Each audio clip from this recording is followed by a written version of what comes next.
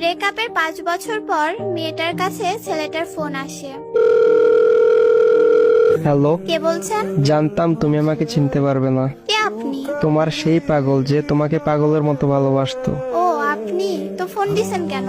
আমি ফোন রাখলাম। একটু দাঁড়াও প্লিজ, একটু কথা বলবো। আমি অপরিচিত কারোর সাথে কথা বলি না। একটা সময় তো অনেক পরিচিত ভাবতে আমাকে। কালকে তোমার বিয়ে, তাই না? শুনেছেন যখন, তাহলে আবার বলছেন কেন? তোমার মুখ থেকে শুনতে চাই। ঠিকই শুনছেন, কালকে আমার বিয়ে। কি বলবেন বলেন। তোমার সাথে যেদিন শেষ কথা হয় সেদিন একটা কথা বলেছিলাম, মনে আছে? কি কথা? এটাও মনে নেই? বলেছিলাম যেদিন তোমার বিয়ে হবে সেদিন এই দুনিয়া থেকে হারিয়ে যাব। শুধু শুধু পাগলামি করবেন না। সত্যি আমার কপালটা একবারেই খারাপ। ভেবেছিলাম আমার মুখে কথা শুনে বলবে তুমি কি ভেবেছো, তুমি মরে গেলে আমি বেঁচে থাকবো, কিন্তু ভুল ভেবেছিলাম। তুমি তো আমাকে ভালোই বাসনি কোনোদিন। জানো, আমি একবারে একা হয়ে গেছি, বাসা থেকে চলে এসেছি।